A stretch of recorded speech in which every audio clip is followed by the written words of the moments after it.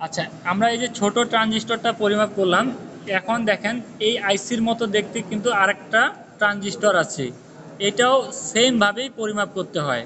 ঠিক আছে, এই ছোট ট্রানজিস্টরটা আমরা যেভাবে পরিমাপ করলাম বা এর কালেক্টর ইমিটার এবং এনপিএন নাকি পিএনপি পরিমাপ করলাম, সেমভাবে এই বড় টার্মিনালটারও বড় ট্রানজিস্টরটাকেও পরিমাপ করতে হয়। সেমভাবেই সব ট্রানজিস্টর সেম।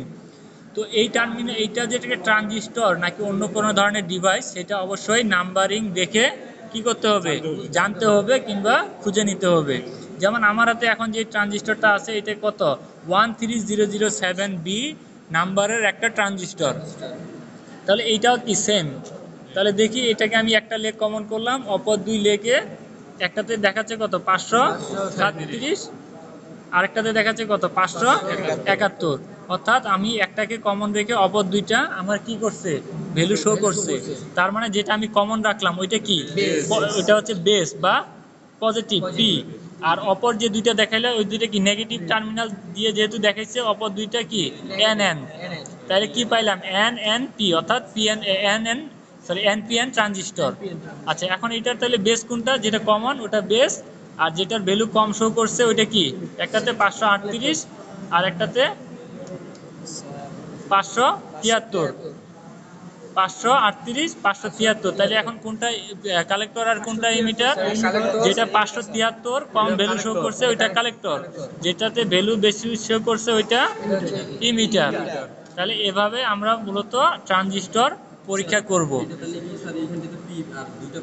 হ্যাঁ এন, হ্যাঁ তাহলে যেটা এক সাইডে যেটা আছে ওইটা এন, আর এই দুইটা একটা পি, দুইটা এন।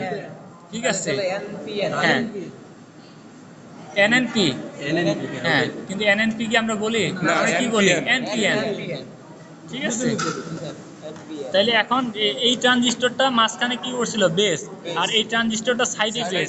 এই জন্য আমরা যখন ট্রানজিস্টর পরিবর্তন করব, আমার আগের যে ট্রানজিস্টরটা চেঞ্জ করব, ওই ট্রানজিস্টরটা বেস কালেক্টর ইমিটার কিভাবে আছে ওইটা আগে এই ট্রানজিস্টরটার বেস কালেক্টরের সাথে ম্যাচিং আছে কিনা। যদি দেখা যাচ্ছে যে এই টার্মিনালটার মাঝখানে বেস ছিল, এটার হচ্ছে কি সাইডে, তাহলে যখন এই ট্রানজিস্টরটা যদি আমি ইউজ করতে চাই, তাহলে আমাকে কি করতে হবে, জাম্পিং করতে হবে।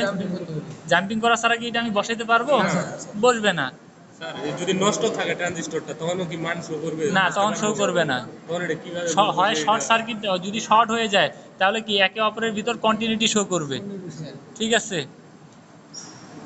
ওকে।